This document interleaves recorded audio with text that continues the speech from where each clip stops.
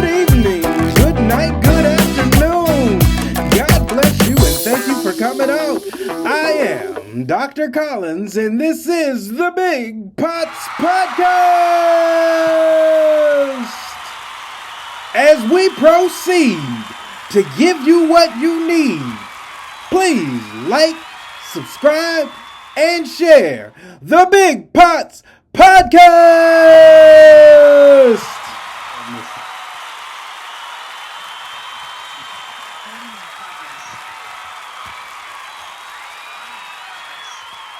So I'm recording with you while you're streaming live on TikTok. Yeah, yeah. Not only you watching me stream live on TikTok and record me at the same time, but I'm casting a game from my phone onto TikTok and playing it at the same time. Oh, we're in the space age. Dude, this is the Matrix. Alrighty, everybody, we are back. And we have as our guest none other than the incredible Mr. Miguel Reynoso. Give it up for Miguel Reynoso, everybody. Oh yeah, Mijo. What's going on, brother? How you doing? Dog, what it do, little Duval? Man, I'm just trying to live, brother. That's all. I'm trying to take it day by day. Dog, you're being modest, but you're actually starting where I wanted to start with you. Okay. You are living day by day, like your best life. You are living your best middle-aged life. You've had in the last few years. Seriously, like a lot of health challenges, but also a lot of health transformations. Yeah. And you've been kind enough and gracious enough to share this with us, the world, through your Steel Vision consulting platform. And although Steel Vision is into ed tech consulting, the way you brand yourself is to humanize yourself to your audience by showing them what your life is through a lens that you've created for them. And it's a very positive lens, and I think it's a very important lens that we don't talk about enough. Men's health, especially middle-aged health, especially when you're going through what they used to call it a midlife crisis. I don't like to say midlife crisis. I say middle-aged them, because I went through it. We've been talking about this for the last 2 years. Like, I went through a phase last year, y'all. Gained a ton of weight, slowed the hell down. I slept the entire summer of 2024 away. And it's because I had the sugars. See, but you get to blame it on COVID. You get to say it was COVID. You know, say, oh, that was 2024 was 4 years removed of COVID. Hey, but that's okay. We're bringing COVID into this anyway. Everywhere. Anything that goes wrong with you, it was COVID. It was COVID.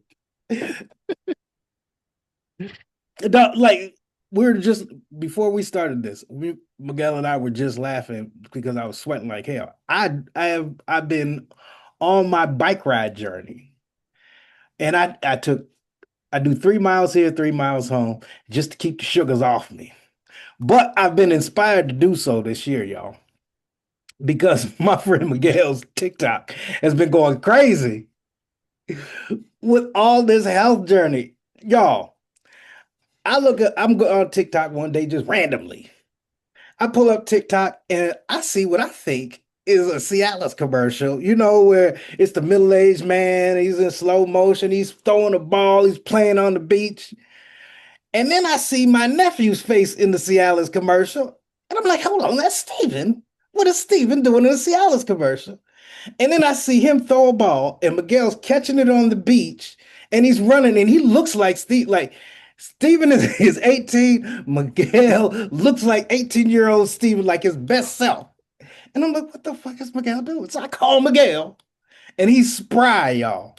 That's the only way I can describe it, team. You was spry. Listen, Posse, man.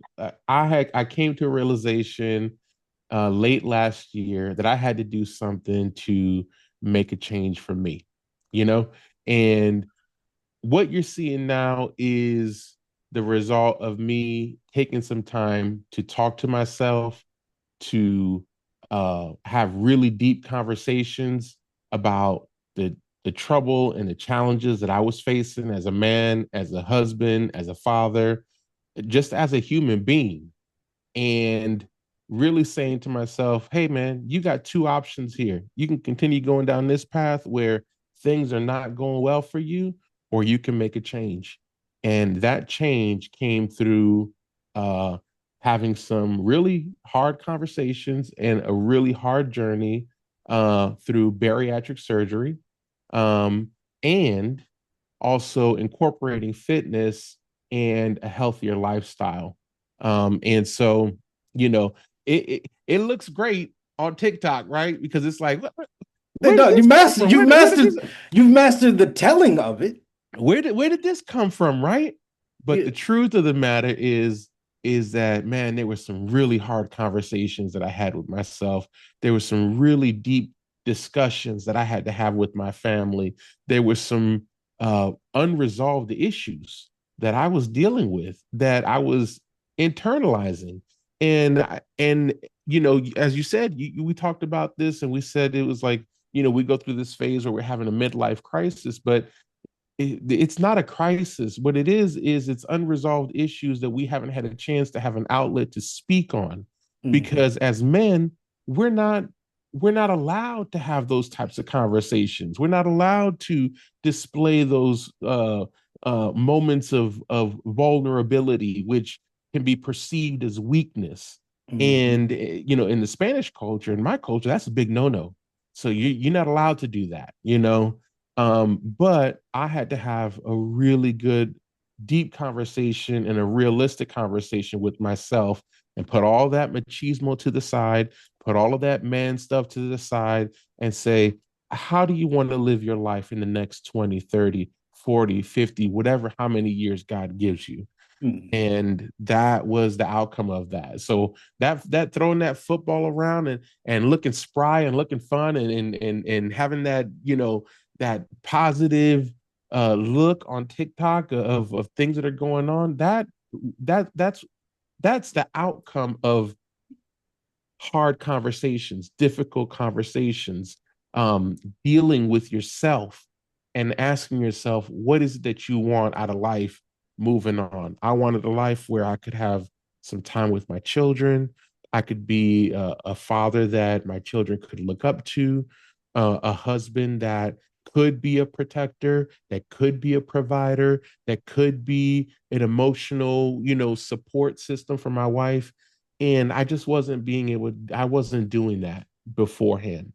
So, you know, that's my story, man. That's just a little bit of it, but you know, we can get deeper into it and talk about other things too, but I know that's where you wanted to start. Oh, definitely.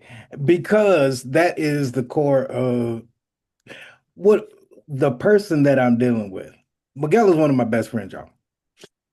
And it's hard for me to have an objective conversation where I can tell y'all how dope Miguel is without. So, in order to organize it, I have to start with what I know is the concentric version of him. All of the stuff that you see, like the creative talent, emanates from the core person, but the core person is made up of the the love he came from and the love he created, the family he came from and the family he created. And those are centerpieces to understanding how unique Miguel is and the way he approaches life uniquely.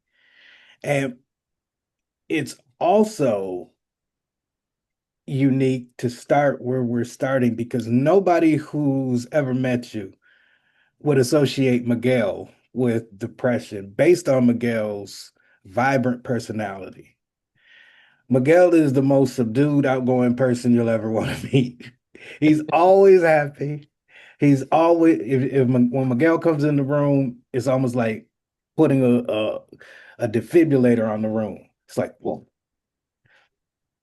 We got to But bring that energy. We got to bring that energy in the room too. You know, that's the thing, is that, you know, a lot of us, we're walking around here dead, man. We're walking around here with no source of pulse in our life, man.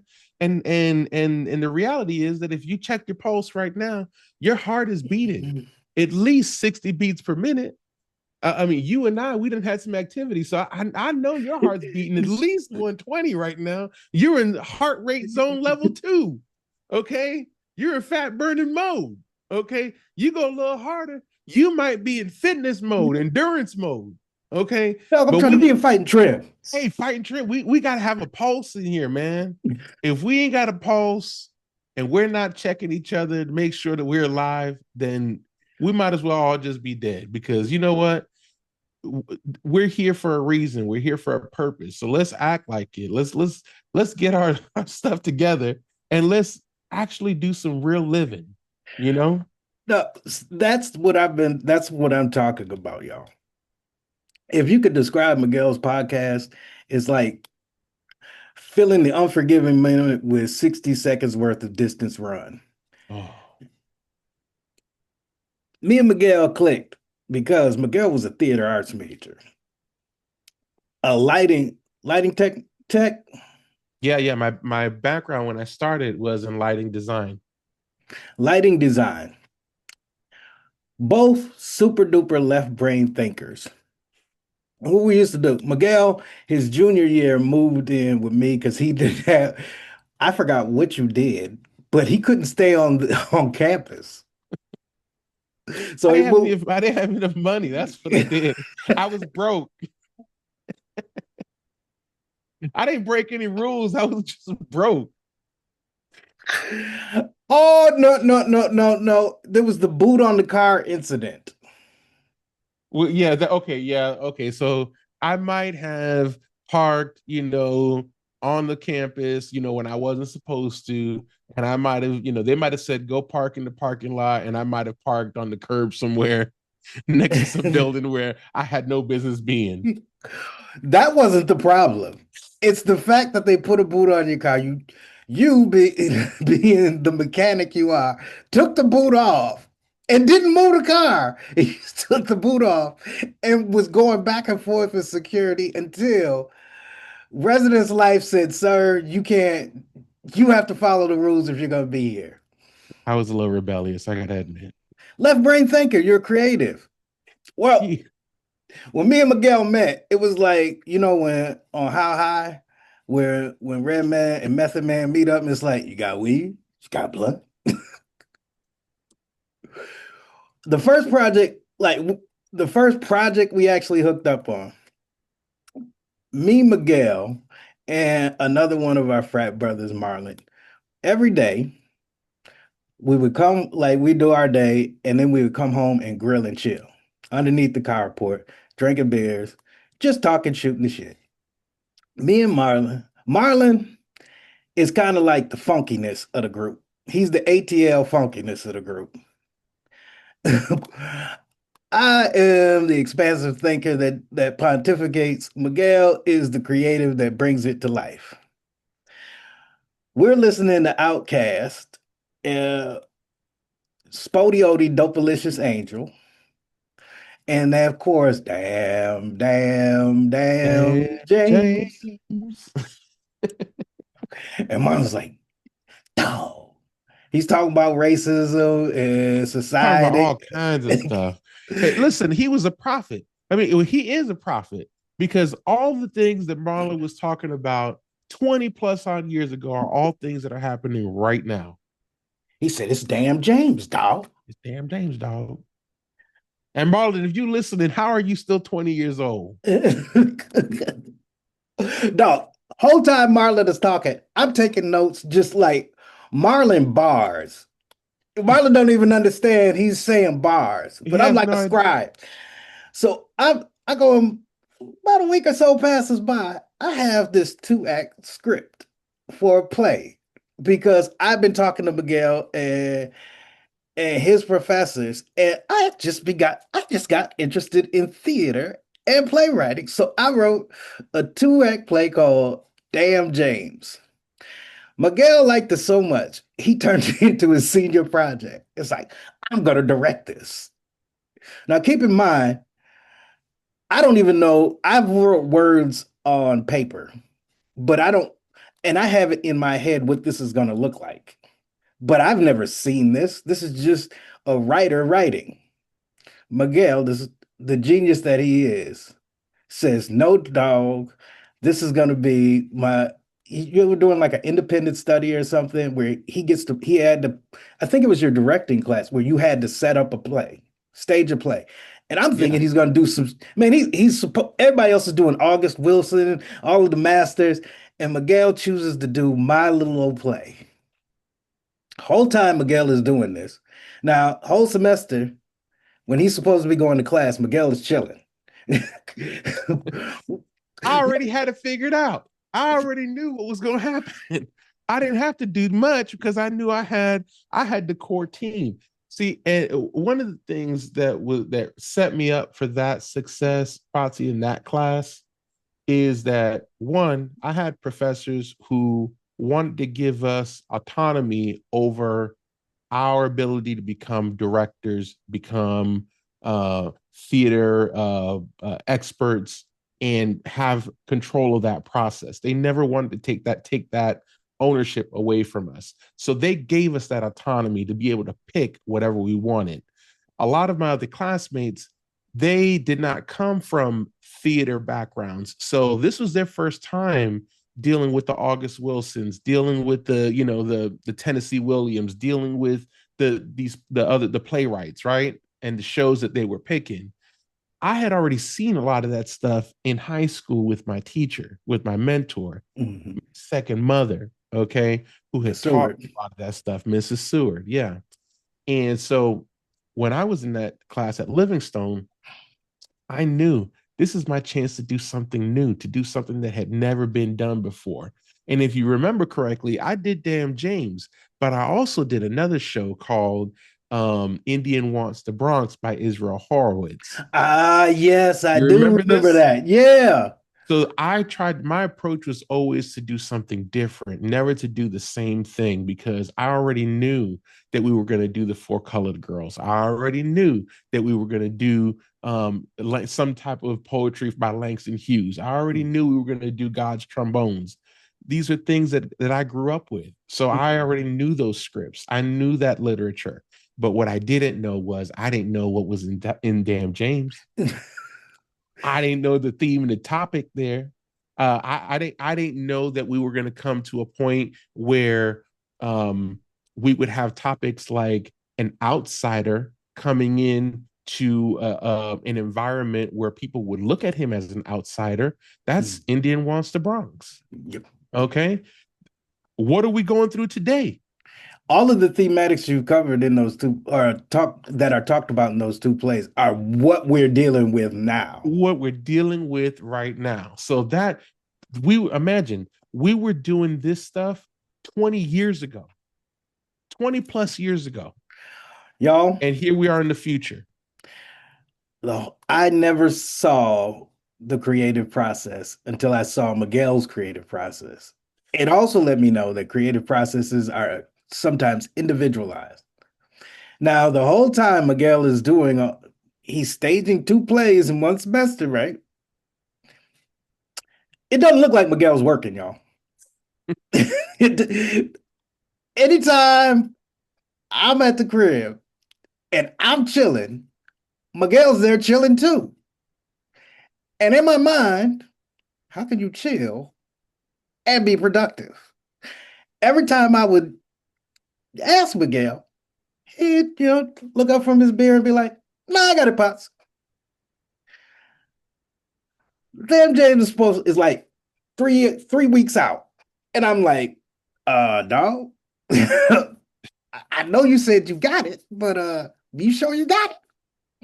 Dog, I got it. Got it. Night of the first of the play, I had not seen what Miguel had been doing. It seemed like this is okay. This part of the story is definitely not facts, but this is how it appeared in my mind. This is how you remember This it. is how I remember it. Night before, like when the pressure is on, Miguel goes into carpenter mode. When he goes into carpenter mode, it's same shirt, same jeans, as dirty as they be for however long they gotta be. He's like 48 hours. 48 hours before the show, Miguel comes in. He got paint, sawdust all over himself, goes into his room quietly, gets up the next day like, dog, come down to the theater. Let me show you something. Dog, Livingstone College does not have a lot of money and it does not have a major theater space. But the theater department has the Harriet Tubman Black Box Theater. And the beauty of black box theaters as a an event space is the it can become almost whatever you can create with inside of it. I did not know we had that many materials to create because whatever Miguel was doing with that paint and that sawdust, when I came in there, that theater looked like Broadway. And moreover, he brought whatever was in my head to life. He created on stage for me a small southern town. And the play operates in three distinct spaces. Like within the text of the play, he put all of those spaces on stage so that the actors, when you're thinking about blocking, can move through those spaces as the text needs them to. I was completely blown away. I don't know why I was so impressed, Miguel. I shouldn't have been because I know your work, but in my life of lives, I had never seen somebody like rub two sticks together and create fire. What do they say? What's the thing we say? We the humble doing the impossible Possible for the for the ungrateful. We work grateful so hard, so long with nothing that now we can we do can do anything, anything. right? So that and it reminds me, um, during that time, I don't know if you remember, but that's when Tyler Perry was up and coming, and he was coming up with his Medea genre of plays. theater. He had his own genre of theater. Okay. It was called the Mama Shows.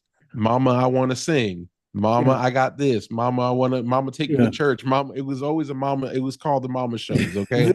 That's what people knew him as. Okay. But the beauty about of Tyler Perry is that Tyler Perry also started with nothing. Mhm. He absolutely started with nothing. His shows were all built, his sets were built with real furniture, just regular furniture. But he was able to take the little bit of resources that he had and mold those resources, make them fit into his scripts so that they look as realistic as they possibly could. And I think that's what we did at Livingstone is there was a couch back there. Okay, well, how do we make this couch fit into this space that we're trying to create? How do we make this wall appear as the room that this conversation is happening in? How do we get the actors to move in a way throughout this space that it looks believable and it doesn't look like it was blocked or staged, Mhm. in any way, because that's the other thing is that the message is stronger than the blocking. It's stronger than the message is stronger than the blocking. It's stronger than the set. It's stronger than the space that you're in. If you have a story that conveys a really clear message, you could literally do it with nothing. In fact, in theater, we have something that's called readers theater. Mhm. And the only thing that's used is a script in a black folder and uniform dress, maybe some chairs. Mm. And readers theater is probably one of the most effective forms of conveying a message and conveying a story than any blocked acting that you could ever imagine. I said something similar to my students. We were reading The Dutchman for the drama section of my Intro to African American Lit class, and I was telling them about the Black theater arts movement. And I noticed reading The Dutchman as a writer, I see Amiri Baraka. being strategic about where this is going to play first in Hmm. his in the writing of the play. It's two character play.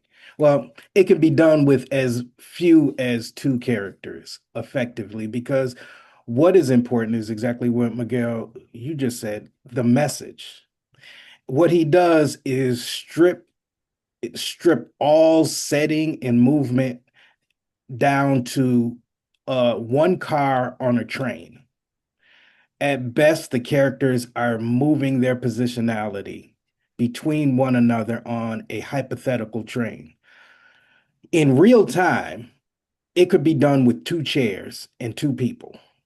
Hmm. Very often, during the when they were staging these black plays in the 60s, the space that they were able to do this in didn't allow for a big dramatic production with, like you say, all of the accoutrements. So it has to be stripped down to just a regular old couch. But that's where creativity comes in. Back to making something out of nothing. Something out of nothing. And you know what's a good example of that? If we think back to the 90s, Def Comedy Jam, Hmm. right? Def Comedy Jam, Def Poetry. Dog, I'm They glad. didn't have it didn't have anything. It was, I mean, look at Dave Chappelle is a product of masterfully taking a message and putting it into a story and conveying it using nothing other than just a microphone. Another person who's really good at that is he's a bro. His name is Ali Sadiq. Yeah, He just sits there and will tell you a masterful story about something that it's the premise of it is completely mundane, but the creativity of the storyteller is what makes it not only believable but engaging. And that not every creative has the ability to do that. Make somebody see something vividly that wasn't there before. right. Well, that brings me to what your current set of skills and where you're at with it. You have been you have been in the education, development, and technology space for the past 10, 15 years now, correct? Yeah, Um, Working at Verizon, freelance consulting, as well as doing consultations across the country with different organizations and individuals. right. Right now, though, you've been experimenting in the AI with AI. And last week we did this cool experiment where Miguel well, they call it they call it bots. I call it a meme of me. Like he made an avatar of me and him There you having a go. conversation. Avatar is what people mostly call it now. It looks like me and Miguel are talking like this. But here's how it took place. Tell me if I help me through this story when I get this wrong, Miguel. But Miguel calls me up and says he wants to do this experiment with me. He takes my bio. Did you put it in Chat GPT? Yeah, I mean, well, I just took some information that I knew about you. I think because you are known, you've got sources on the internet that kind of share that information. I Mhm. think it just tied a lot of that information. It filled in the gaps. I see that. Okay, because okay, we were Because talking about this yesterday in a training on AI, and that's what I said happened, but in the moment, I was lying. This is what I think was happening. I'm learning it myself, and I'm talking with Miguel, trying to learn this better. Okay, so he takes my little short bio, and he's like, "Dog, I need a picture of you." I give him just a headshot of me like this, and then he says, "Dog, I need you to read this script." And it's just a short introductory script of, "Oh, hey, my name's Armando Collins, blah blah blah blah blah blah." Puts it into Chat GPT. Now, Chat GPT has my voice pattern, my tone, and pulling from the internet, it's getting creating this composite of what a me looks like. So he comes up. The first test is me and Miguel having an intro to a podcast, but it's basically us introducing ourselves. The first two-thirds of what my avatar said was what I said, but the last third, you could tell this is what got pulled from the internet. But it pulled from the internet to create a casual conversation between me and Miguel, because Miguel is also there and it's doing a similar thing for him. Now, a component that you did miss out on, Potsy, is that there is another program that I'm using that is not Chat GPT. Mhm. It uses some elements of Chat GPT, but it's pulling it from that side of that platform. So What is when the platform? the platform is called HeyGen. Hey, Jen. HeyGen, and it's an artificial intelligence movie generator, movie editing generator platform. So a video AI generated platform. And basically what I was also doing with your voice is I was training the avatar. So That's I was training it on the tone, the pace, inflections, and using emotions. So I could pinpoint different parts of a script and I could say, you would say it like this, or you would say it like that. There's more inflection on this, there's more emphasis on this word than there is on these other words. And so I was training the AI and giving it instructions so that um, it would give me an output that sounded as realistic as possible. Hey, friends. Welcome to the show. I'm Dr. Armando Collins, professor, digital strategist, and all around tech advocate. Basically, I'm here to make sure people run the tech, not the other way around. These days, I'm teaching at Cal Poly Pomona, but my roots still deep in the Carolinas, where I helped launch a digital literacy program that actually kept people awake. And I'm Miguel Reynoso, your co host and your favorite instructional designer who escaped the corporate jungle with all limbs intact. I build learning experiences for companies, nonprofits, and research teams. And every so often, I like to throw a little AI pixie dust into the mix. so context is on the input side. It is you giving prompts to the AI, or is it just any type of information? Any type of information. Okay. I mean, even think about it if we wanted to, like now you could babyfy yourself, right? Yeah. Well, think about your voice as a baby is probably going to be different than your voice as an adult, right? Okay, you know what would be real cool is if like this next section of the podcast just switched and we were babies for the rest of I could babyfy you now. I could babyfy you. Okay, well, because that's what we did. Okay, after we did the first one where I actually put in my information to train it. Now Miguel wants to show me that this thing can operate on its own, which is scary. Like this is Terminator 2, y'all. I'm just saying, it's the apocalypse. We're at the beginning of the apocalypse. The AI, he has the we as he said, pick a topic. I said, let's talk about immigration. And he was like, yeah, but I need a little bit more information for the prompt. And and we brainstormed. He said, did you see Arnold Schwarzenegger on The View? I said, no. So we Google it, and I think our prompt was something like Arnold Schwarzenegger immigration on The View. Mhm.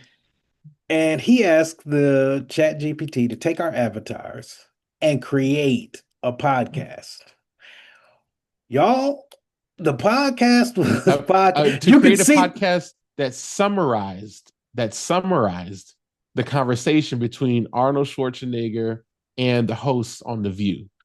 So not only did it have to take the information that we had already given it and trained it with, but then it had to take the information and it had to consume the information from that video and then Mhm. tie it into a script and then give it to our avatars to then have a conversation about it.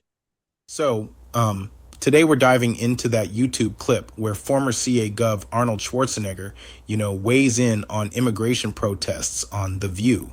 Yep, that's the one with that intense headline, right? I mean, it's packed with political heat. Exactly. And it's interesting because despite the video details being a bit off, like that nan thing for playback info, the title really draws you in. It's right. like Arnold's reputation adds extra weight. For sure. It makes you wonder, like, what his precise views were on the protests. I mean, did he lean into policy critiques or more of a personal opinion vibe? Good question. It seems he's chipping in with his political 2 cents, which usually sparks a lot of debate. Exactly. He really doesn't hold back when discussing immigration issues on such a big platform. But, isn't it a little off when a former governor tries to mix entertainment with policy discussion? I mean, I get that he's a celebrity. The final product is imperfect, but it shows the potential good and bad of AI. The good is wow. That was when I posted that online, there were people who thought that was really us. There was also people who thought the real me was an avatar because last time they saw me, it was an avatar. The bad part is I saw in real time with this academic article, GPT is BS, talks about uh the ethics and the hiccups of AI. Uh Ethically and technically, what comes out on the other side could just be some garbage ass nonsense. It'll sound, but better yet, some authentic sounding bullshit. Because if you were on our little mini summarization podcast, A is super general, but AI when it's making its decisions, if it don't know what decisions to make, it'll make up some BS. Like It'll just some of the add text said something. nan, nan. Like it'd be talking normal just like we are. And if I just say, hey, yeah, okay, Miguel, nan, and we're just going in there, nan. And the avatar keeps going, the computer doesn't say error or anything like that. And if you didn't see that, you would think that, oh, everything that thing just said to me is authentically what happened, and that's a credible source. Like AI gives you the potential to spit out factual sounding information with nothing on the user end for us to Right. fact check. If we don't have prior knowledge of what you're talking about and the ability to go behind whatever was said to us on our screen and check that, those was dumb facts that we got because AI is still in its infancy and its method is to aggregate everything on the web and synthesize its priority is to synthesize a natural sounding answer. What it isn't doing yet is processing ethics, morality, common sense, context, nuance. Well, to some extent. So it is doing some of that because it's pulling some of that factual data out there and it is giving some real information and some real context based off of what exists, right?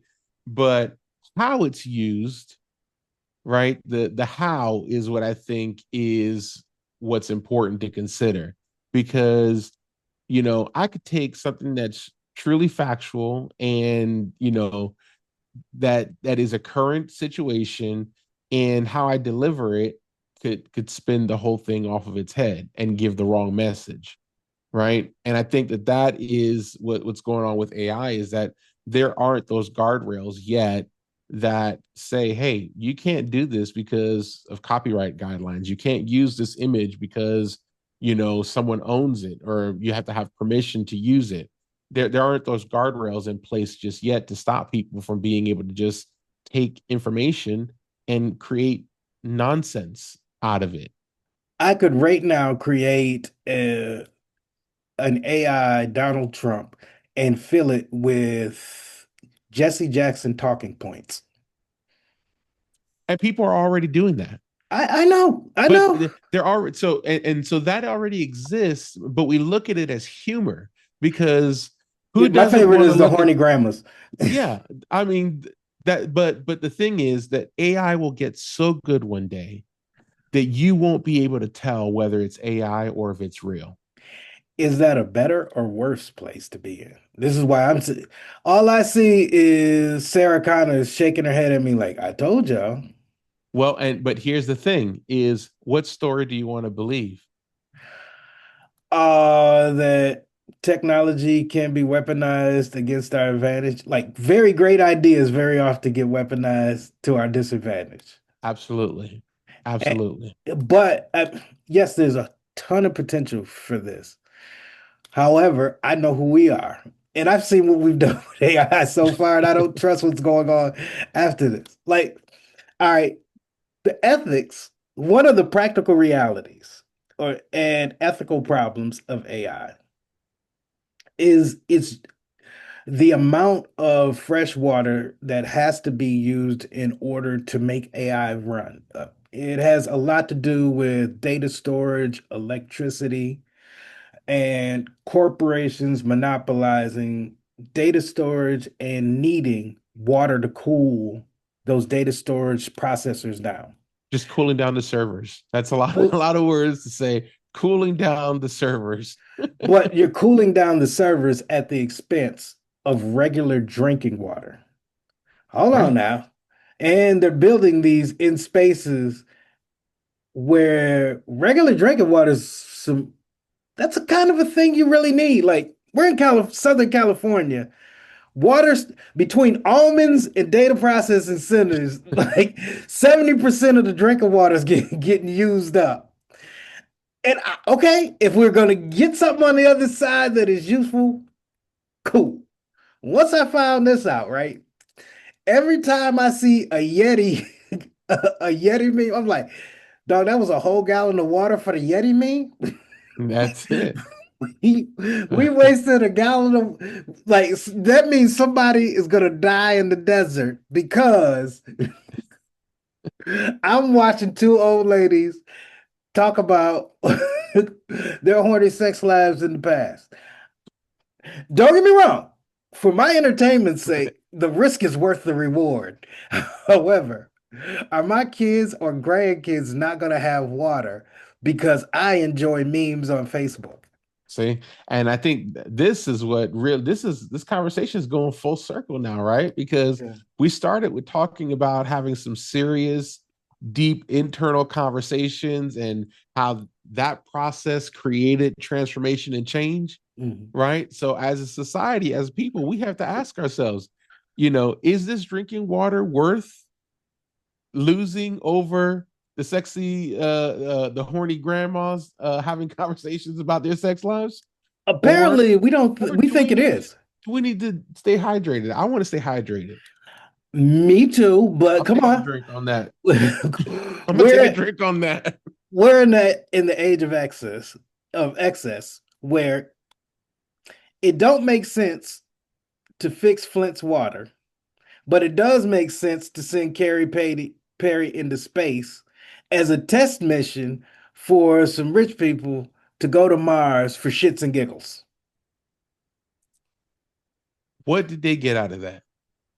How did it make life any better for anybody? My point is that with technology and the beautiful promises we get of technological innovation, very often we get so wrapped up in the language of possibility and future and what it could be that we forget that we're skipping over a lot of stages of what's here now and real human benefit. Before you grab an iPod, whoever made iPods or iPads, before you stored all that, before somebody said, you know what? I need 1,000 songs on one object that I can access for free anytime I want. Before somebody said that, shouldn't somebody have said, let's get rid of poverty. Like we don't really need poverty. Well, you need creativity in order to do that. You need to be able to think creatively. And a lot of people, we don't think creatively. We don't know how to, we have to be able to look at a problem and say, okay, here's a population in this area that is dealing with homelessness. What's creating that homelessness issue? Why are people going there, or were they already there?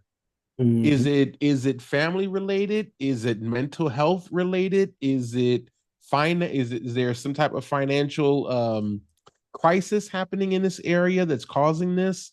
And the thing is that when you start asking those questions, you start uncovering truths and stories that people don't want to come out, because those people's profits are at stake when you find out the truth about why there's homelessness in a particular area. So it's easier to say, hey, I got this really shiny technology piece right here. Let's stop looking at those homeless people. Look how they smell over there. We don't want to look at, don't look at them. Don't look at them. That's like Trump with the Epstein files. What files? What What files? what files? There's no Why are you files. even worried about them? Y'all keep bringing up old stuff. Yeah, and Dave Chappelle actually said, he said, "What oil? What, Yeah. y'all trying to fight the chicken?" That's what he's saying with the Epstein files. What you talking about? What do you mean? The more you say something, to people, the more that they'll believe it, right? And so that's why you don't hear. It's not often that you will hear, constant messages about how we need to fix the water problem with Flint, Michigan, how we need to solve problems like homelessness in America, how we don't have affordable health care in this country. How the disparity of single parent homes where there's either a mother or there's a father or there's none. There's a grandparent, and they're not even in a place where they can even do anything for a child, right? Mm-hmm. And the outcomes of what it's like growing up in these types of environments. You know, that's the thing. We don't ask the right questions. We're not asking the right questions. We're focusing on the nice shiny lure that someone is hanging in front of us and saying, "Hey, look what this can do. Look what this can do," and distracting us from the reality of what's actually happening in this world, in this life, in this environment that we're in. And that's where this is going. Okay, That's where well, this artificial intelligence is going. That's where this technological wave is going. We are not going to be the beneficiaries of this. do you think that AI has positive potential, not beyond the hype of, oh, this would be cool. I mean, practical applications. There's two positive outcomes here, right? Mhm. One is if you use it for your own creative outlet to create generational wealth for yourself. Uh, Okay. mhm, You find a way to use this technology to monetize it and create generational wealth for yourself. That is a positive outcome in my mind. Okay. mhm, Two is if you can use it to make your job easier in anything that you're doing. Okay. mhm, So if you can find a way to create something faster, to do something with less resources, uh, to build a solution using this technology, then I think that's a positive outcome as well. But the other side of that is that you're not using it for you. I'm a proponent of building for self. mhm, I don't want to do this for anybody else other than for myself. mhm. Well, to that point, how have you used AI to speed up your production systems, if at all? Well, one of the things that I started with, and I started this actually last year, I was working with a client, and I actually used AI to create a story time concept within compliance course templates. Hmm. Okay, so my approach to this was that compliance training is sort of matter of fact type of information that you get on a consistent basis. Maybe you do it on an annual basis, maybe you do it every 2 years, depending on you know, the how frequently someone is audited for a compliance topic, right? So there's certain requirements that you need to have for that. And so I wanted to take the boring out of that and make it more relatable so that people would not feel like it was something that they were sitting there having to do, but something that they could be interested in. Right. Mhm. And so I got really obsessed with these story time videos on YouTube where people would share their story about something that they were experiencing, right? So these Mhm. story times about, you know, for me it was bariatric surgery. People would talk about their story of how they went through bariatric surgery, and I Yeah. would learn so much along the way. And I would also find myself sitting there listening to people rant for 30, 40, 50 minutes at a time about whatever topic they were talking about. So I knew that a story time concept would engage people because it I felt engaged when I was watching these videos, and I could also see evidence that other people, the views are through the roof. If you look at any type of Mhm. story concept on YouTube, Mhm. people binge these types of videos, right? Yeah. So I knew that there was an engaging element to that. So basically, what I did was I took the storytime concept and I took scenarios of things that would happen with sexual harassment, with workplace harassment, with diversity and inclusion. And I took those topics and I created stories and I built a story using avatars.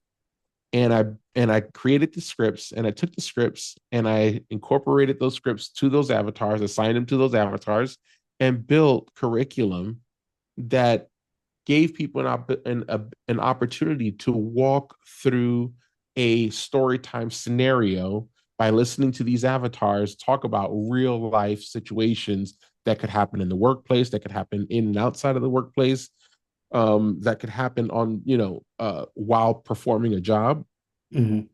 and then walk them through scenarios where they could make decisions about whether or not what we were talking about in those courses were right or wrong, giving the learner an opportunity to make decisions along the way. So you make those training videos that we all have to take at work? Like that's some of what you do?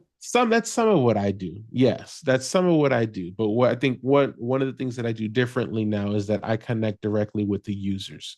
So Mhm. I it's a big part of my process to be able to sit down with the people who are actually going to be taking the training and Mhm. understanding what's important to them and how the information impacts the work that they do.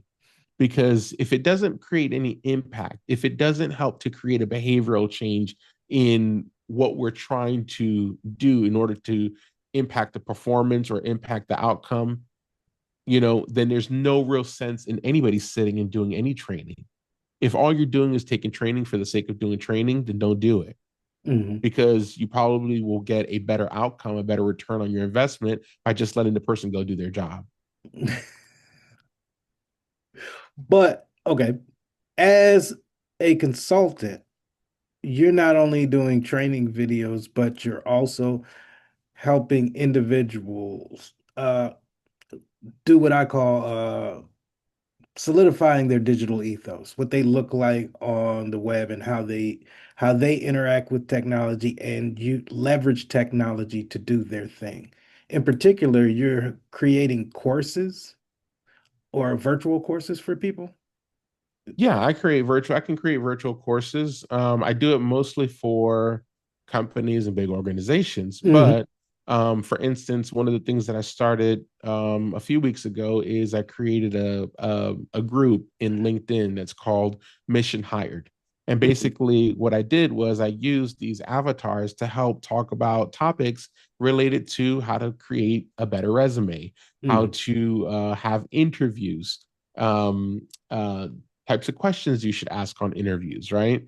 And really, it was an experiment for me because what I was trying to do really was I was trying to learn those things for myself so that Hmm. I could incorporate them into my own exploration efforts for Yeah. trying to get employed again, right?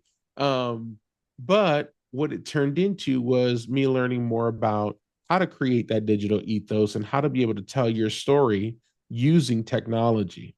Mhm. Well, okay.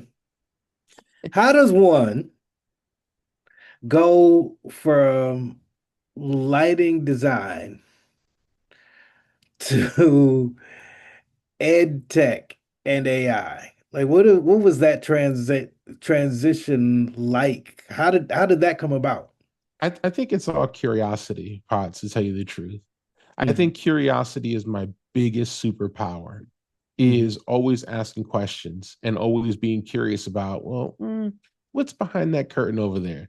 Why does it Hmm. look like there's somebody behind there pushing mashing buttons and pulling levers? And Who pushing the buttons? yeah, I'm a very skeptical person, so I'm always questioning, is this really real? Is this really happening the way that I'm perceiving it to happen? Or is there somebody in the background machinating efforts in order for me to be able to see something the way that I see it, right? Hmm. And I'm not saying that someone's pushing the buttons, but I'm saying that somebody's pushing the motherfucking someone's buttons, pushing y'all. the motherfucking buttons. Okay, there is a whiz behind everything that we do and that we see that is machinating that experience, that's creating that experience, right?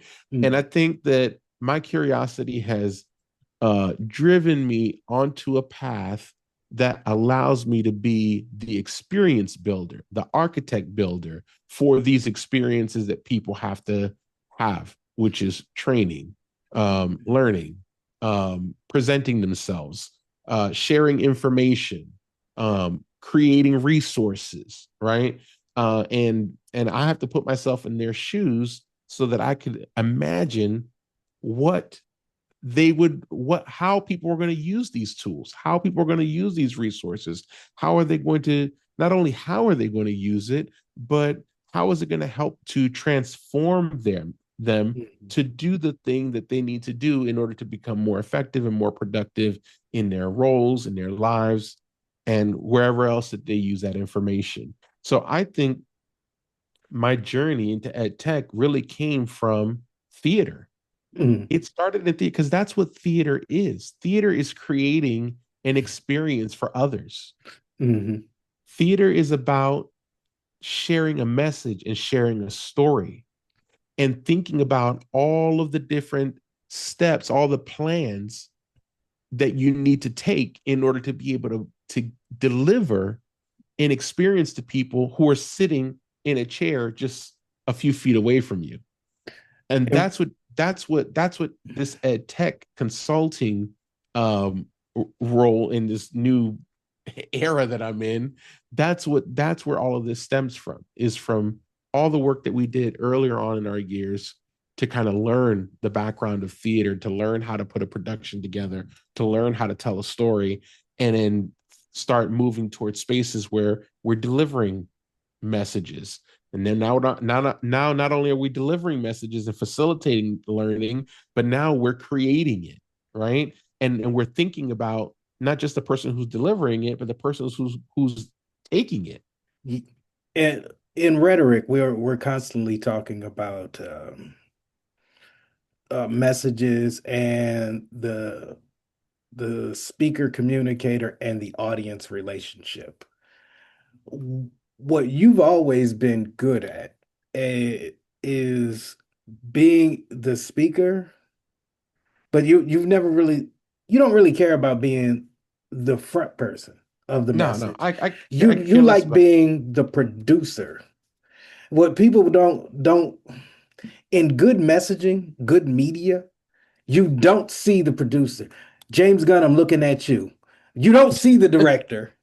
You like you suspension of disbelief happens because you forget about all of that stuff.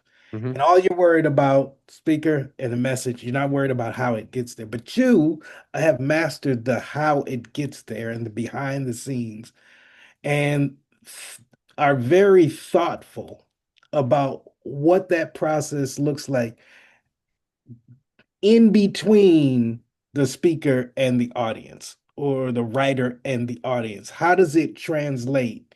And how the technology itself either augments or hinders the ability to do that. You're very good at putting all of the pieces together to make it an experience for the audience that the person whoever was trying to communicate was trying to convey. Yeah, Potsy, as you were talking, I was thinking about our whole conversation, Hmm. everything that we've talked about. And I think it comes down to this. How do we combat the use of technology and uh and caring for how it's used in a moral way? Hmm. Okay. How do we ensure that messages are delivered in a way that don't hurt people? Hmm. Okay. Um, and I think, and how do we create a production that gives people the ability to walk out of a theater and say, I'm thinking differently about this topic than what I did when I walked in the first place, right? Hmm. It comes down to making sure that the person behind the curtains is someone that you can trust. Hmm. And I think that is what I have learned to do, is to win the Hmm. hearts and minds of people so that they can trust me Hmm. to be able to do what is right. And I think that is where what it all boils down to is, you know, the people who are behind the curtains pushing those pulling those levers and pushing those buttons, are those people that can be trusted? And if they can be trusted, you know, can we trust them to give us the formula for how they're pulling the levers and pushing the buttons and why they do what they do first, right? As Hmm. opposed to just blindly accepting that, oh, I'm going to a show and I'm going to leave it to the actors to just do their thing, right? I'm going to use this technology output. I'm going to take this training. I'm just going to trust that my company had my interest in mind, right? Yeah. Which is never the case. They don't Yeah. have your Never. best interest in mind. Okay. But that's what we're blindly doing when we're taking those trainings, when we're taking stuff, when we're doing things out in the world, we're blindly trusting that people were doing the right thing. And the reality is that it's not always it's not people that are making these experiences are not always people that can be trusted. Is do you think that that's kind of why you're so invested in being as much the person behind the curtain as you can be? Yeah, because I care. Yeah. I care about the not just you having the experience, is what happens after you have the experience. Yeah. Yeah. That's the more important part, is what happens after you have the experience. Because guess what? I'm just as liable for what Hmm. happens to you and the way that you think about something after you have that experience, because I'm the one that created it. Very true. Very true. I mean, well, very often we don't think um, about how mediated experience has become in the contemporary moment. And for our audience, what I mean by mediated, how much we engage with screens, televisions, third-party information that has been manufactured for us in a way before it is even presented to us. Whenever you see a news program, it isn't giving you facts. It is curating information in such a way that it is creating a perspective for you to judge from. Mm-hmm. Mm-hmm. But then you have also bad actors that take those facts and take Mm. those that curated content and then flip it and weaponize it against us, so that now we can't even trust the facts. And AI has the potential to exacerbate that. Well, not even potential. It's actually really doing that right now. But Right, right. Well, and remember, and there was a time when the social media platforms had fact checkers to oh fact yeah, check yeah. the information. And the Now, bad actors are the ones who made us get rid of that. They right. They made us get rid of it. They took that away, and now they're using artificial intelligence, which we know uses fillers and gaps to cover the information that it doesn't have, right? To Mhm. provide us insight into whether or not something is real or it's not. So And how accurate can that possibly be? you can sit there at home and say, well, just don't turn that on. But you can't, it's not really that easy to get away from. And because again, we're in a hyper mediated society. When you everybody right now is walking around with a computer screen in their pocket that they look at least 5 to 20 times a day. And it's constantly spitting out information, regardless of how you feel about anything. It's AI generated algorithm. Oh, this is what you like based on, a button you touched. We are Is it working for you or working in its own interest? If it's working in its own interest, more often than not, it's working against you. right. Well, what do they say is if you are the consumer, you are the product. Oh, Is that the phrase? I I've think never I'm heard saying that. that correctly. Yeah, if you're the consumer, if you're not the owner or Hmm. the creator of something and you're the consumer of something, you're the product. Damn. Okay. And and going back to what we said, we are walking around with these computer screens in our hands. We're constantly scrolling, we're constantly looking at everything that's going on, the news, information. I mean, think about it. There was a tornado here last year, and within 5 minutes, I had family members in Delaware, and I had people from the Caribbean calling saying, "Hey, are you okay? I heard there was a tornado, in your neighborhood." I get that You all the know, time. Yeah. when January 6th happened, and the we had the insurrection up in DC, we January were 6th didn't happen, and it wasn't an insurrection, it was a peaceful protest. okay. Well, we saw it in real time.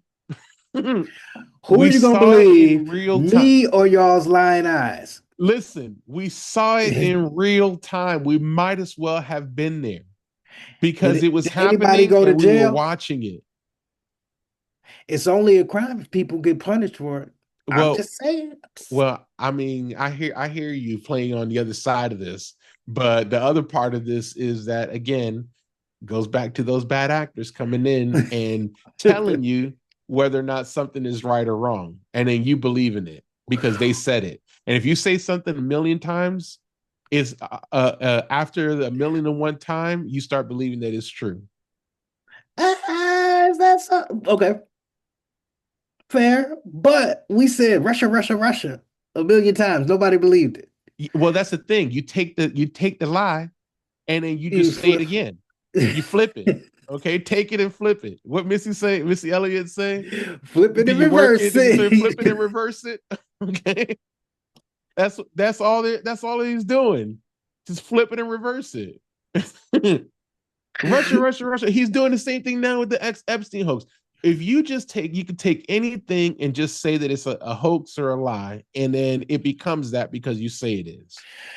No, okay, and, Miguel and is ho- hopefully it will tire people out so much that they'll just say, all right, man, you won, you got this. no. We're in such an environment. This is why I've been talking about AI and its nefariousness. In the last 15 years as a country and as a mediated experience, we have trained ourselves to listen to whoever we think is in charge, whoever can facts are facts based on who can sound most authoritative about what they're saying. If you're confident and you look the camera in the eye and you're straight face and you say, like you say it a million times, in audience mind, that is more truthful than me going behind you, Googling it, or reading it in a book, because they still have those things called books. Yeah. If I find a fact that contradicts everything you said, in at least 50% of my audience's worlds, the face that it saw with words coming out of it was way more credible than what they saw printed somewhere else. It requires you to do more work and more investigation. it's easier for me to say, look at this person who has all of this stuff, status quo.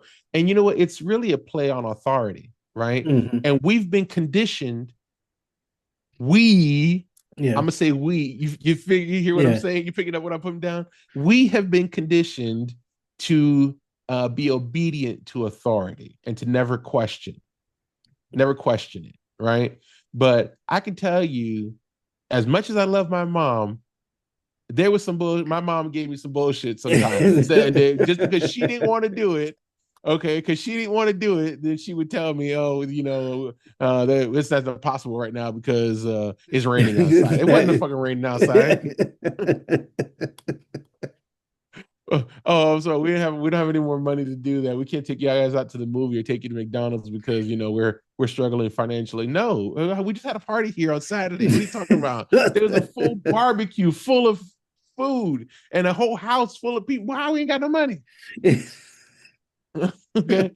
We've been conditioned to obey authority and to just say yes, yes, ma'am, yes, sir, yes, ma'am. Whatever gets presented to us as truth. Okay, that's what Yeah, it is. that's what it is, right? And it's the same thing in the real world, right? It doesn't matter how you got to your position or your status in life. Once you get there, you have this what's the word that I'm looking for? You have this privilege Mhm. that you can use over people to make them believe the messages that you want to give them. I mean, it's a dangerous space we've always been in, but nowadays that is coming at you. It's not even like a double barrel shotgun, it is an AR-15 of bullshit coming at you. Like when you can't even skate the bullshit, you just need to know that okay, it's constant, you're constantly being barraged by it. And you have to have the added layer of self-protection of being able to decipher what is real and what isn't. Where truth and authenticity used to be a value, what is a value and virtue now is the manufactured self, the manufactured information. The, everybody is who they are in front of people Mm-hmm. and who they really are. It used to be who you really are is what mattered more than who you present yourself to be. Nowadays, who you present yourself to be and how you present yourself are often way more important than who you are as a core person. You could be a complete piece of shit, but as long as it's dressed nice and it's in a spot that people supposedly want to be in, Mm-hmm. it's great. Two Well, two good two good examples. P. Diddy, Donald Trump, Jeffrey Epstein. Pieces of shit to their core as human beings. I don't know. I ain't never been around any of you. You guys could be spectacular at conversationalists and human beings if I know you. But I'm saying in public, you're the person that you even tell other people you are is I am an amoral, if not immoral person who will do anything I want to other people because money is the only thing I value. And but us as well, an audience, because they have status, authority, they look like they're making it. Everybody wants bread because they told us we're supposed to have bread. Because they're in this certain position, they can get away with it in everything that would be considered negative ethos in us. If you went out with a cigar, pushing people out of the way, like, oh, you ain't shit, because I'm me. You can't get away with that only because you ain't got $1 million. You ain't the president. You ain't been on TV. But if you got those things going, apparently what we're seeing right now in real time in our you could do lives, anything. you could do whatever you want. You could You could grab do them by the whatever. pussy. Like, And you could say it. And you could and you say can it. say it. Well, hold on. You could say it and then come back and say, well, it was locker room talk. It's not really what it sounded like. Okay, I have grabbed some pussies and I did say that, but it ain't bad because I didn't mean I was gonna grab a pussy when I was saying I was grabbing a pussy. Who you gonna believe? Me or your lying eyes? In the words of Dave Chappelle, oil. What oil? Whoa. Fried chicken? Fried chicken? What you talking about? Why are we talking about this? Why are we still talking about this? Let me again distract you. Let me put your eyes on something that you should be looking at. Okay, here it is. Pushing the motherfucking buttons and the levers. Okay. You might as well just fucking come up with a code. AABB up, down, side, side. Okay. That's what this is. This is a fucking cheat code. But it's always been a cheat code, dog. Dog. I know, but the thing is, Pati, at the end of the day, here's the thing. At the end of the day, are we living in the matrix or are we gonna wake up? I think that And a see, lot of us and know remember, we're living in the Matrix, there and was a character in the Matrix, in the first Matrix, who said, yeah, I I'd don't rather want, have. I'd Yeah, rather I like eat, the taste of fake steak. yeah, I would eat the fake the steak. Okay. I Put me think that's back in where the we're at Matrix. right now. A lot, dog. Post at least 1985, everybody knew the game was up. Everybody knew after Vietnam, this is all fixed and da da da. And when I was a little kid, what was being pumped into me was that there's this new young generation of white people who are the good ones. They're the good Somehow ones. there was a dividing line in these ones. These ones are on a trajectory. This Benetton commercial where love sees no color and everybody's holding hands, kumbaya. And I bought into it roughly up until about 15 years ago. It's And just I don't you. know why I was shocked, but I was shocked the day after Hillary Clinton lost. Like when I saw the numbers and how they came in, there was two type of white people I would walk into at work. One who was absolutely distraught because they were like me. Everything that they thought was going on was what was going on. Then there was the other ones who you could tell they were uncomfortable with their role and what was going on because they knew whatever they were saying, they Well, ain't what they were doing. Like I'm in North Carolina at this time, and everybody I work with is, let's say, like there are 15 leaders of the organization. About 10, 15 leaders in the organization I'm in, and I'm the only black person in. No, I'm the only black guy in there, right? So I walk into the meeting. This is the day after the election, and nobody could look me in the eye when I walked in there. And I'm thinking about these numbers that I had seen on the totals, and it was like basically 50% of white people at that time had voted for Donald Trump. So I'm going around the room and I'm going one, two, one, two. and And nobody's like, looking around saying, and they know I can do it. Like I don't say it out loud, but I don't know which one of you is one or two. But if I grab two of you, one of y'all is a part of the problem. So I'm thinking it's see, actually both of y'all. and that's where my skepticism comes in. Because I'll look at you and I'll be like, I think you had something to do with this. You might not be telling me the truth here. I'm And that's a I'm at the dangerous point place. where I am assuming, and don't get me wrong, if I think you're a racist piece of shit, I'm not gonna go try and kill you. I'm just not gonna fuck with you. But See, I know and I'm at the point right now where I am done personally trying to figure out who's who and what's what. I'm but see, just here's the assuming. thing. I don't think we throw people away. I don't think we do that. I think what we do is we continue to play the game. And that's what it really is. It's a game of optics. Okay. I say you keep those people in your circle. But as time goes by, you will see more and more and more the Who they are and validation what of they're. who they are and what they're up to. Okay.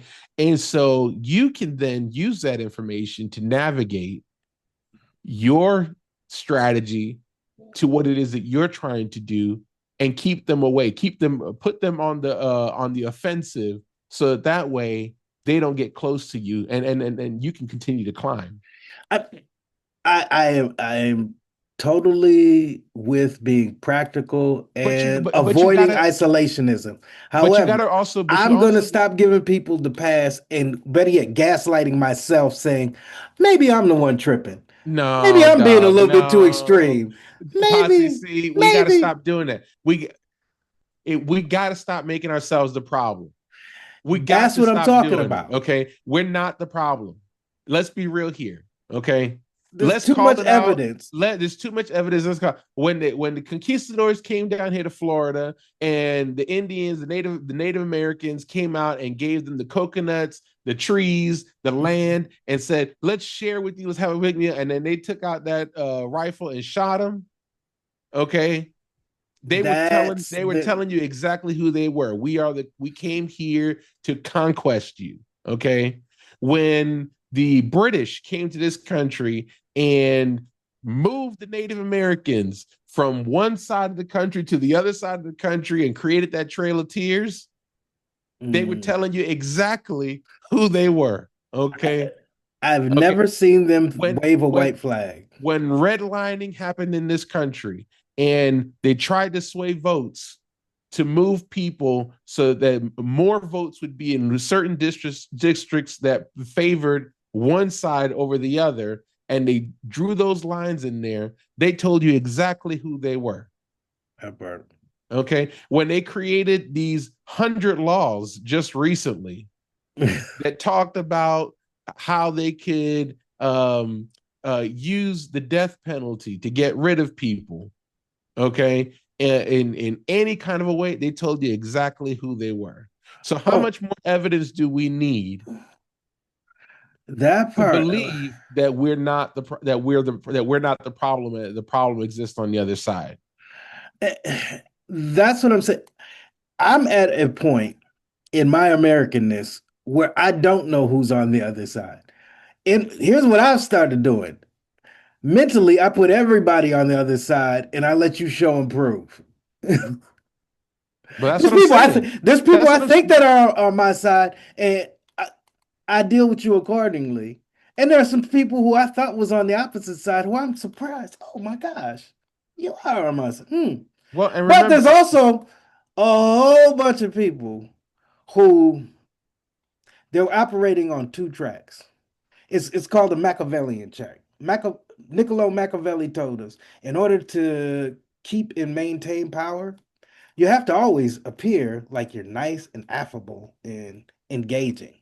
However, in order to keep power, the people that you're dealing with always have to know that there's a switch, and they would rather deal with nice, affable, than I will kill you today. That part of you. But you always got to keep, I will kill you today in your well, back pocket. Like that has to be at the forefront of your imagination.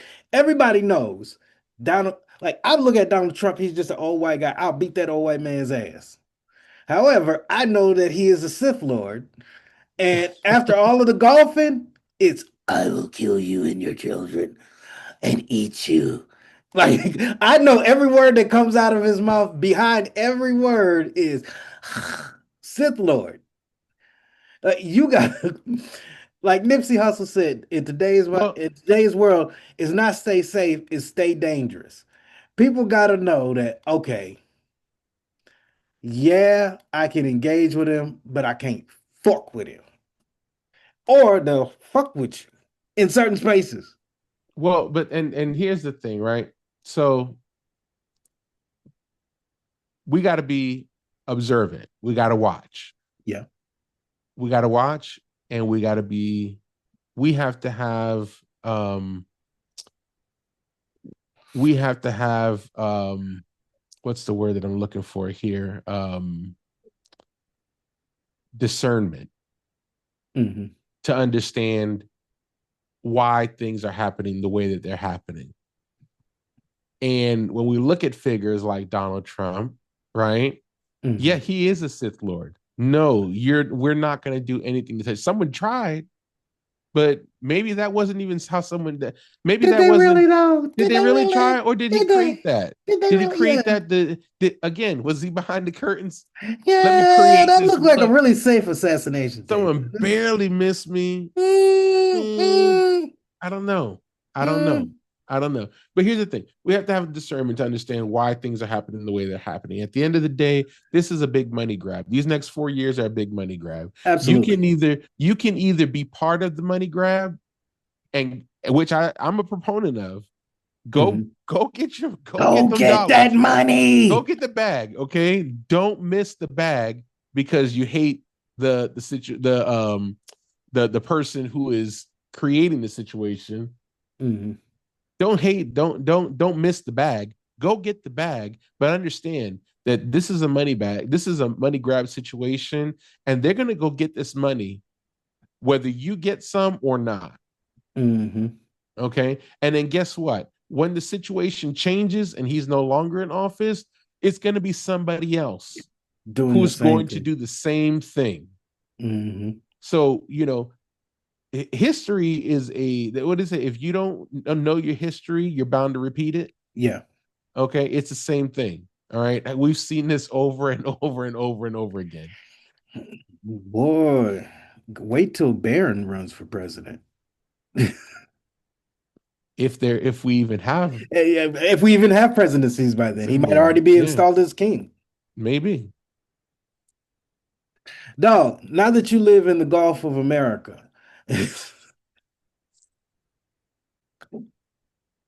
y'all, part of the reason I wanted to talk to Miguel, not only is Miguel one of my closest friends, but if you've been paying attention to this podcast, I've been talking to my friends across the country about what life looks like boots on the ground where they're at.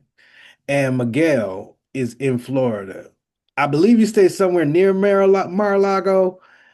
I'm Nowhere not. near Mar-a-Lago. I had I'm not nowhere near quite Mar-a-Lago. sure. Miguel stays near Mar-a-Lago. Y'all, for the podcast, Miguel stays near Mar-a-Lago. But Let's I've create been the talking. experience, Fonzie. Go ahead, create the experience. Put the setting. Truth Okay. don't matter anymore. I thought we just like we potted 30 minutes on truth don't matter. At any rate, Here's the thing. here's what I watched. You're part of the problem. You're instigating it. You're back there pushing the buttons now. You're saying, let me create the setting. Did you not just tell me to go get this money? Let's put them in a familiar setting where other people can draw the correlation between Mar-a-Lago and what's unsaid. Over the last I think I already know where this topic is going to, and it sounds like Maligator Mally. Florida looks a lot. Malcatraz. Dog, you live in a space where you gotta be a shield agent to fucking survive. No, But they built alligator Guantanamo. Dog, back to what we've been talking about. Dog, we have to live aware and woke in these times. Absolutely. Because we are living at a time and space where, like I said earlier, if you don't know your history, you're bound to repeat it. And we have a history of humans sacrificing other humans for the sake of power and authority and greed and money. Mm-hmm. And we're going to see that play out again. There's always a period of time where there is mass genocide and killing and just obliteration of people and races. And then there's a period of peace to give people enough time to forget about all the tragedy that happened. Mm-hmm. And then once people have completely forgotten about it and lost sight of it, then boom, here it comes again. And we are at a place in time where we have forgotten all those things. Remember, your grandma, your people in your neighborhood, your family members used to tell you stories about how things happened back in the day. They were telling you that so that you would remember. But we would always say it's survival. Yeah, but we would say, oh, that couldn't be true. What are you talking? You walked up and down the hill, snow both ways, barefoot with no, man. They were telling the truth. That shit really did happen. And guess what? If we keep painting this narrative in our minds that it didn't happen. When it does happen again, we won't be able to recognize it. Mm-hmm. Be shocked. Be shocked. So I listen, I took heed to what my father, when he told me about Trujillo, the dictator in the Dominican Yeah. Republic, and how he would kill people on the spot. And Yeah. he saw that and how he would use his authority to influence how my grandfather ran his business, how Mm-hmm. they would have pictures of him like he was Jesus in their house. So Mm-hmm. that when you walked into the house, that was the first thing that you saw and you gave respect to. Mm-hmm. Okay, and that picture was the image of a regime that was controlling an entire country and nation, Mm-hmm. so that they wouldn't rebel against him. I believe that. Mm-hmm. I believed it. I believed it when my father would tell me stories like that. Okay. I believe when I heard history and I learned about slavery, and they Mm-hmm. said that the conquistadors came and killed Native Americans and just took shit over here in Florida. I believe that. I took that. I didn't just learn it and then no, I took it to heart. Like, oh, okay, there's motherfuckers out here who really do that. Yeah. You know, there's This is motherfuckers out the here this is where, yeah, this is this the is environment. this is Yeah. the environment. This is preparing me for real life. Okay. So I Yeah. take this shit literally. Okay. When we're saying things like there is a problem with mass killings in this country, Mm-hmm. okay, and people just walking into movie theaters or churches or public areas and just shooting people up and killing them, dog, I believe it. But you know why I believe it? I Mm-hmm. believe it because there are people in other countries that they just do that shit normally. That's Mm. just a normal occurrence in those countries, and those populations are used to it. But because we haven't seen it, we're like, no, I'm like, oh, Well, okay. okay, Okay. I see what's going on around here. I see what's going on around here. Oh, you motherfuckers. Yeah, there you go. Yeah. Okay. I see what's going I on around here. see, okay. Oh, fucking King Kong ain't got shit on me. Okay. I send all y'all asses back to general population. Okay. Okay. Yeah. I take that shit to heart. I believe it. When you show me who you are, I I'm believe it going to every damn believe. time. I believe it every day. I'm never shocked. That's why, and people look at me sometimes because my wife looks at me. She says, "You're so nonchalant. You're so cool." No, that shit does not surprise me. Nothing surprises me anymore. You always got to stay. You got always got to stay You got to stay vigilant. right. And here's the other thing. My mentor instilled something in me. Mhm. There's nothing new under the sun. Mm. There's nothing new under the sun. Everything that is, has been, and was. Mhm. It's just a different package. That burn. Oh, no, last thing. I don't want to keep you here all day. Uh, as inspirational of a person as you are, what most of us got to see is the adult Miguel. But you did have very humble beginnings starting in Miami, Florida, correct? Yeah. Can you talk a little bit about your upbringing and like how did you grow up and make the decision to go to a small AME Zion college in North Carolina? I'm assuming that you didn't grow up in the AME Zion tradition. No, I didn't. No, I didn't. I grew up in an evangelical church, Okay. so it was very, you know, very small, Mhm. conservative. It was, they had a poster board in the front, and there was no music allowed to be played, and we sung our hymns, with using our voice, and Oh. in Spanish, yes. So, you couldn't sing them in English. You got to sing them in Spanish. So that's how, I grew up in an evangelical church. Mhm. As I got older, I found myself under the wing of my mentor and my lifelong teacher, Mhm. and what I describe as my second mother Mhm. and a bridge builder to a whole generation of kids that came out of Miami at that time. Mhm. Her name was Charlotte Seward. Okay. And Miss Seward, I found myself falling into under her wing during at sixth grade in sixth grade, and I Mhm. followed her throughout my entire um, middle school and high school career. Mhm. And she was everything that you can imagine a person can be for someone, not just for me, but for thousands of students that came out of that school system, the Miami-Dade County Public School System. Okay.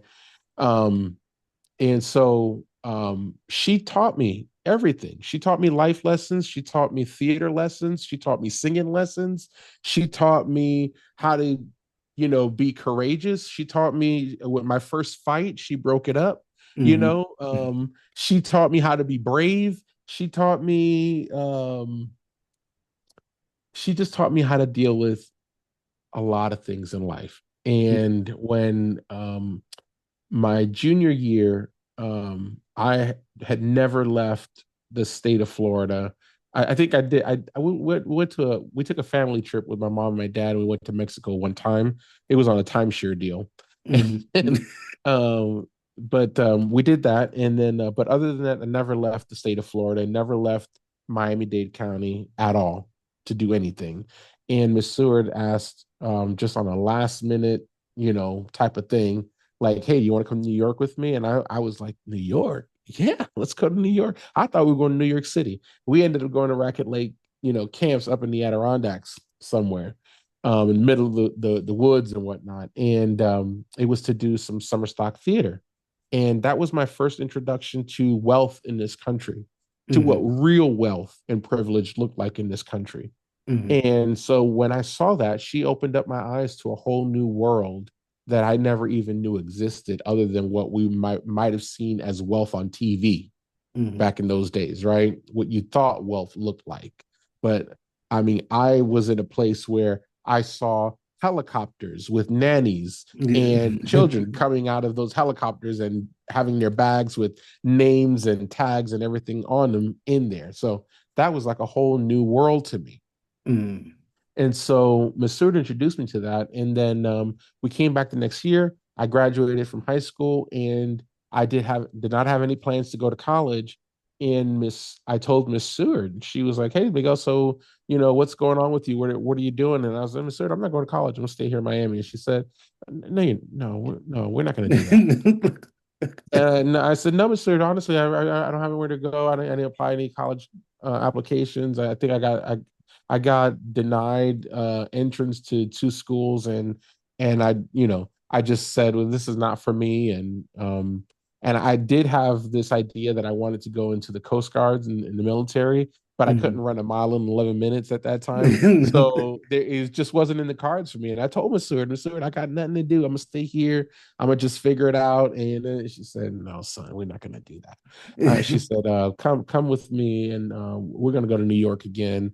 And I did. I went up to New York, and by the end of the summer, she had worked out a plan for me to come to school at Livingstone College. She made some phone calls to some people there that she knew. We had gone to a conference, and I had met some of the people from Livingstone College at that Mhm. conference, and it just made the connections all possible. So when we left New York for the summer, I came back home, and my dad thought, well, okay, we're going to figure out what this next phase of life looks like for Miguel. And I told my dad, I'm going to North Carolina. And he said, what's in North Carolina? I said, I'm going to school in North Carolina. And he just didn't know what to do with that information. You were And Miss Seward figured you were the out, first one in your family to go to college, correct? yes, my father did not have anything more than a third grade education. Mm. That's as far as he went in school. My mother, she graduated high school in New York, in Jamaica, Queens, and she went to a technical trade school for phlebotomy. Mm, And then through her career development, she went into medical assisting and then eventually ended up in medical research.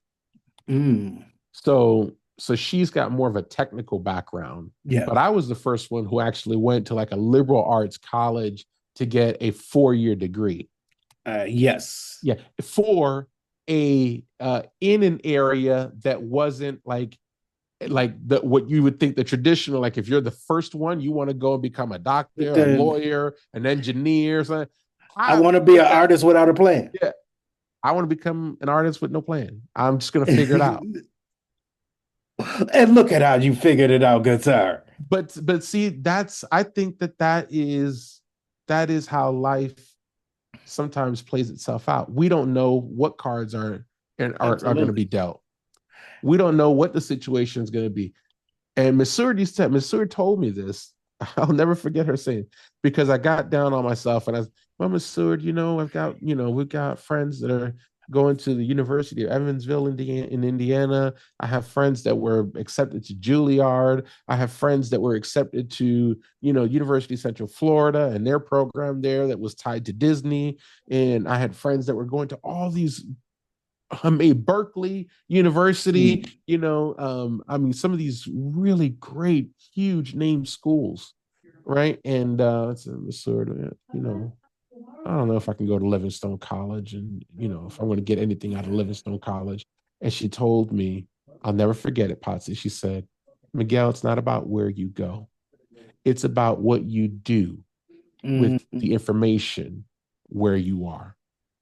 And that has stuck with me my entire life. That has been how I've learned to be so resourceful, how I've learned how to use creativity for my advantage is by taking the information that I can gather, that I can mm, curate where I am, and using that for my benefit. And Livingstone College, as small of a school as it is one of the greatest things that has ever happened to me in my entire life. Because there I learned everything. I mm, learned how to make all of my skills transferable. I learned how to take all of the information, all the knowledge that I had, wisdom from the mm, people that were there, and use it to cross bridges that had traps laid out for me. mm. That part. Mm, Okay. So that those were my beginnings, that my upbringing in Miami. Lots of there's poverty there. Wasn't the greatest of places, but you know what, it's like you said. I think we talked about this when I had a chance to interview you in the podcast yeah. the first time around. You talked about Tupac and his line of the rose growing out of the The concrete. concrete. Yeah. That's my story. That's our story. Hmm. We technically shouldn't even be here. We shouldn't be doing what we're doing right now. Like if the public narrative were true, Mm-hmm. exactly, we shouldn't. But we're here because we're supposed to be here. We're God got supposed a to be, plan. God got a yeah, plan that we've always been a part of. we're supposed to be here. And to go back to what I was saying earlier on in our conversation, you can't throw people away just Mm, because they don't look like you, just because they don't sound like you, just because they don't have what you have. We can't just go around discarding people because they're not like us. mm, And that's what I feel has started to happen in our society, is that we just, instead of dealing with a situation, we rather just throw it away. Just let's scrap that and let's start all over. Let's start somewhere that looks a little bit neater. hmm. Okay, Let's because make that's the world easier. into our own. Let's make it What we neater. have in our minds, all of us, is a manageable fantasy of the world. Mm-hmm. What we think of is the whole world when we talk about it is really this from our own experience. At best, our life is us panning around with our little camera Mm-hmm. and And projecting what we know as experience off onto the whole world as that's what it is. But right. that's just a shorthand that people do to make life psychologically manageable for themselves. That isn't objective reality. And to your point, and I'm even taking this to heart. You can't throw people away just because you know me, I see the bullshit. And when I see the bullshit, this is all I've been talking in the 25 years Miguel has known me. My conversation has not changed. The only thing that has Neither is happened, mine. Remember when I told you, Ponce, your friends ain't your friends, man. yeah, your friends, boy. Not everybody who says that your friend is your friend. N- I've been what saying that for 25 years. the conversation hasn't changed. We've become more wise through experience and are seeing what we've been talking about manifesting. And it is a very true and salient part of the world, but that ain't the whole world. And one good thing about your personality that's always inspired me, Miguel, is that like you just said, you never throw the baby out with the bathwater. No. Me, I've been throwing water out for a month. I've been throwing whole adults out with the bathwater. But to what we talked about earlier, you can't. It's twofold. It's twofold, right? Can't throw people away just because they're not like you, but you can't throw people away because you don't know who's for you and who's against you. You know, What wisdom, even wisdom, Jesus had a Judas. wisdom, yeah. And but okay, So in we need God's each other. We time, need each the other to things that are survive. working, yeah, in God's time, the things that are working against you are often working for you. You just don't know that they're working for you. In real time, Jesus was like, this motherfucker Judas. However, Well, hey, well, in the and grand listen, scheme of things, you don't have Jesus' story as you have it without Judas in the corner fucking off. right, right, exactly. You can't have one without the other. And I love this. I love this narrative that I heard a couple years ago. I actually heard this, and I love it so much. Is the story of Job and how Yeah. Job, when Job got so fed up with all the shit that he was dealing with, and he cursed God, and God had to come down and tell him, "Who do you think you are?" What he missed, he was dealing with the obstacles and the challenges of having to face the devil face to Mhm. face. What he missed was that his name was in a conversation between God and the devil, that his name came up. He was that important that his name came up in a conversation between God and the devil. How loved and how important do you have to be to have your Mhm. name come up in those types of conversations? What he didn't realize in the real time of going through his experience is that his experience was going to be the paradigm for experience. For If you, experience, there you go. yeah, We the need to full go through story of things. Job is that God said, "Hey, Job, uh, no, I'm thinking of Jonah in the well. Think about Jonah in the well. Jonah's whole mission by God was to go prophesy to people God told him to go prophesy to. Jonah says, yeah, God, but them motherfuckers over there don't really be listening. And I think if I go over there, rather than them heeding what you told them to do, they're going to try and kill me. So I really don't want to do that. And God was like, nah, bruh, I need you to go do what I told you to go do. So he tries to escape God. And as he's trying to escape God, God is like, look here, man, I really need you to do what want you to do, and you're going to do it regardless. He's like, nope, I can get away. This is when the whale comes and accosts the ship that he is on, and they throw him overboard, and he gets swallowed by the whale. And rather than die, God gives him time to wait and think, like, you want to get up out of there, Jonah? Of course I do, God. You might want to go do what I said. But God, they're gonna kill me. You're sitting in the belly of a whale. Well, man, come What on, are man. you going? Would you rather die this way or through the hypothetical way that you're scared is gonna happen to you because I That, sent you on a mission? that you don't even know. Even if your thought was that you would get killed out there, do you not believe that I'm God? I could save you from that, This is the point. When he right? finally does get out, he goes to the place God sent him to prophesy, and they don't listen to him, but they don't kill him, and he's like, What the fuck? Why did you even have me do that? So as he's walking away, pondering, God damn, God, why the fuck? I just spent time in a fucking well. God said, chill out. You see that? You see that big flower over there? It's a gourd. Go sit in that flower. And the gourd winds up wrapping him up, and he has the best nap of his motherfucking life. And what he realizes is, oh shit, I'm under God's protection. Motherfucker, you've always been under God's protection. Always been under his protection, even Quit in the being a belly of the pussy whale. and do what you've been sent to do. Stop worrying about what the outcome is going to be.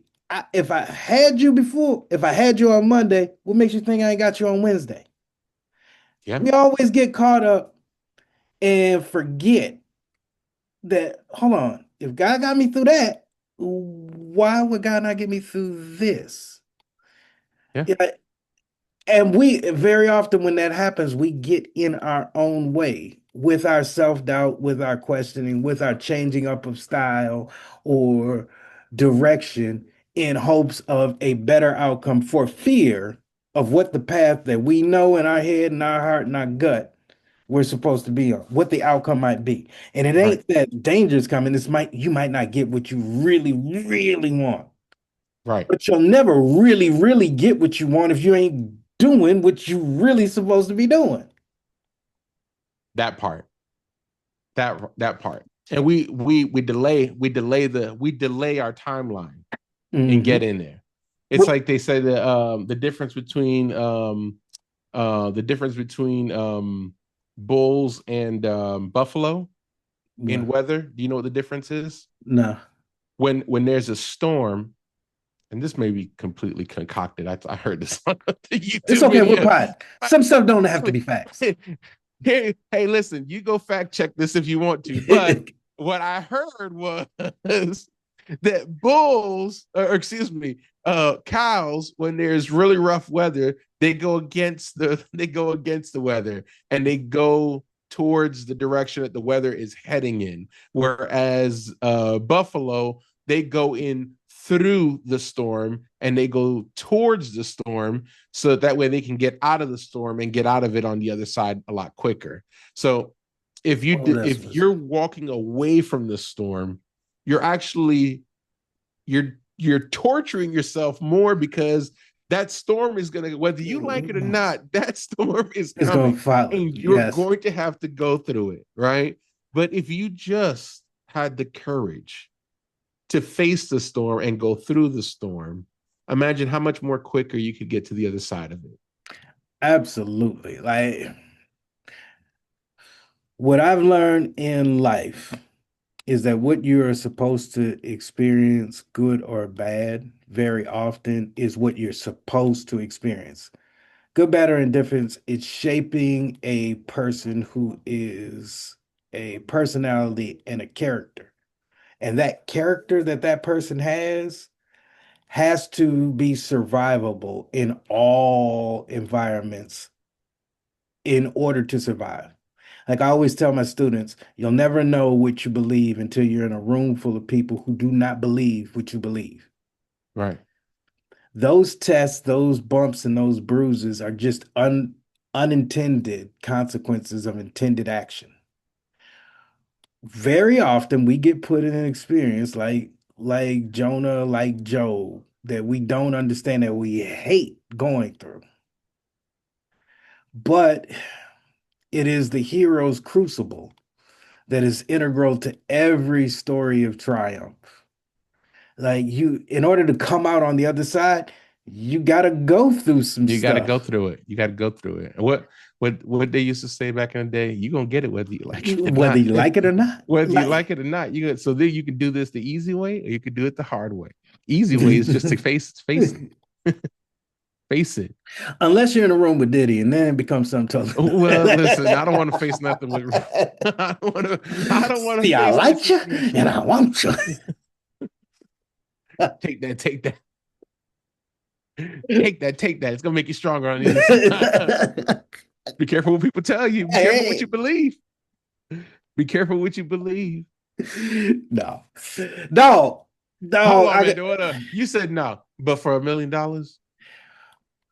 I'm not gonna say for $1 million, but I'll entertain a conversation. Like you know what I'm saying? I'm not gonna say no, but I'll I ain't hang gonna with say you. what I Yes. would do or what I wouldn't do. I'm just saying put $1 million on the table and let's have a conversation. That's all I'm saying. Yeah. Let me see it first. I ain't gotta touch him. He ain't gotta touch me. He's just gonna do. He's just gonna rub it on his nipples.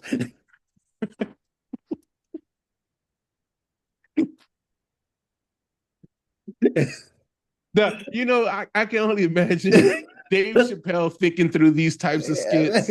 This is what this is what his workshop would look like and sound like. Bro, like and Just like then this.